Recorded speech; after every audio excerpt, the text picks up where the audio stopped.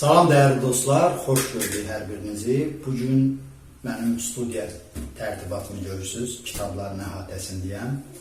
Bu yayım niyə belədir? Çünki sizlərdən bəzi dostlarımdan iradlar gəlir ki, arxa fonunda kitablar olsun, kitablar stolun üzərində olsun. Çünki çox yalnız görünür sənin görüntün efirdən.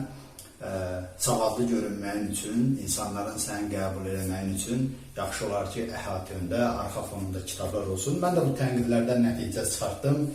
Getdim kitabxanadan bu kitabları gətirdim, qoydum bura ki, sizin qarşınızda bir ziyanlı obrazım canlansın.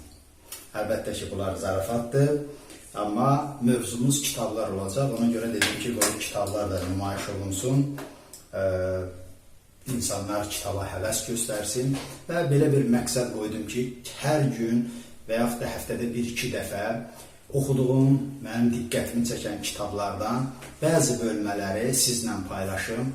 Başa düşürəm ki, insanların başı qarışıq olur və müasir texnologiya ümumiyyətlə insanları bu kitablardan uzaq saxlayıb, insanların daha çox vaxtı müəyyən filmləri, videoları izləməklə keçir. Belə bir şəraitdə biz gərək yeniliyə özümüzü uyğunlaşdıraq. Bu baxımdan istəyirəm ki, oxuduğum kitablardan bizim günümüzə aid olan, dəxli olan, əlaqəli olan müəyyən notlar çıxardım və belə videolarla sizlə paylaşım. Əgər maraqlı olacaqsa bu video, çox xahiş edirəm, siz də bu kanalı, bu videonu öz dostlarınızla paylaşasınız.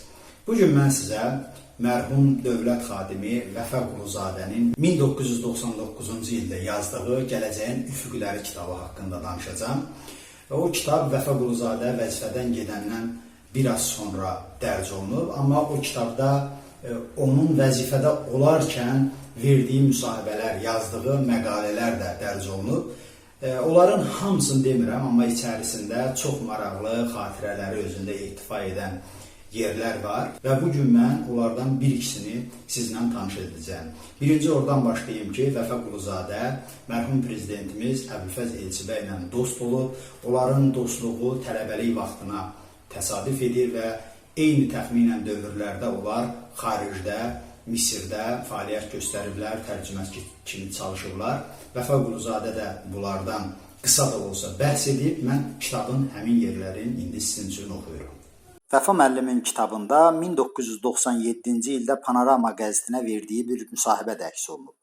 Müsahibədə göstərilir ki, tələbəlikdən sonra xaricə işləməyə gedən Vəfa Quluzadə Bakıya qayıdan kimi başqa dost tanışları ilə yanaşı, o vaxt qeyri-legal fəaliyyətdə olan tələbə yoldaşı Əbülfəz Elçibəy ilə də görüşüb. Əlcəzair qəzetlərində dərc etdiyi məqalələri ona verib. Elçibəy də sonralar Xalq Cəbhəsinin qurultayında Vəfa Quluzadənin Əlcəzairdəki fəaliyyətindən söz açıb və onu tərifləyib. Bununla da onun adı AXC-nin adamı kimi KGB sədri İlhüseyn Hüseynovun qara dəftərinə düşüb. Elə həmin müsahibədə Vəfa Quluzadə avtomobillərindən də danışıb. Bildirib ki, o ilk şəxsi maşınını Misirdə işləyəndə alıb. Bakıda mərkəzi komitədə işləyəndə də həmin aldığı Volqanı sürüb. Xatırlayır ki, o vaxt vəzifəli şəxslərin maşın alması biraz qorxulu idi. O isə Volqasını sərbəst sürüb. Hətta bir dəfə Volqaya görə adını Heydər Əliyevin məruzəsini salmağa səy göstərənlər də olub. Lakin Heydər Əliyev bildirib ki, o adam maşını halal pulla alıb, burada da qəbahətli heç nə yoxdur. İkinci maşınını Əlcəzairdə işləyərkən $7.000 alıb. Markası Volkswagen'dir. Dediyinə görə Braziliyada yığıldığı üçün ucuz başa gəlib, amma yaxşı maşındır. Pulunu səfirlik ödəyib və hissə-hissə məvazibindən çıxıblar. İndi də həmin maşını saxlayır. İstirahət günləri öz maşınında gəzməyə xoşlayır, özünü yaxşı avtomobilçi hesab edir. Kitabın bir yerində Vəfa Quluzadə bildirir ki, iqtidar, müxalifət, həm də neytral qüvvələrin ona simpatiyası var. Və bu haqda o belə deyir. Birincisi, çox fəxr edirəm ki, antisovet, antikomünist iqtidarında aktiv fəaliyyət göstərmişəm. Sovet İttifaqı, Komünist Partiyası dağılandan sonra Azərbaycanda meydana gələn yeni qüvvələrlə sıx çalışmışam. Azərbaycan xalqının azadlıq, müstəqillik kimi idealları uğrunda həmin yeni qüvvələrlə birgə mübarizə aparmışam. Kitabın başqa bir yerində Vəfa Quluzadə KKB-nin onu əməkdaşlığa cəlb etmək istədiyini də deyib. Müxbir sual verib, KKB-dən sizə təklif olunan əməkdaşlıq nədən ibarət idi ki? Cavab, yarım səhifəlik bir kağıza qol çəkib öhdəlik götürmək lazım idi ki, onlarla işləyəcəm. Tam dəqiqliklə inanıram ki, o zaman xaricə gedən yoldaşlarımın hamısı bunu ediblər. Çünki həmin zaman bunsuz savadlı adamların işləməsi mümkün deyildi.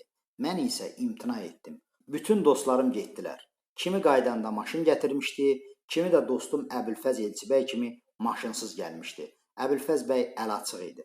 Pullarını xərcləyirdi. Belə, əziz dostlar, kitabda çoxlu maraqlı xatirələr, çoxlu toxunulması məqamlar var, amma sizi yormamaqdan ötürü özüm bu videonu qısa etdim. Növbəti yayımlarda mən onlara da toxunacağam, eləcə də başqa bu kitablardan, digər kitablardan sizin marağınızı çəkəcək detalları seçib sizlə paylaşacağım. Amma siz də gərək YouTube-un şərh yerində yazasınız ki, bu cür yayımlar doğrudanmı faydalıdır, sizin marağınızı çəkir, yoxsa yox, ona baxıb mən də bir qərar verim. Sağlıqla qalın, növbəti yayımlarda görüşənə qədər.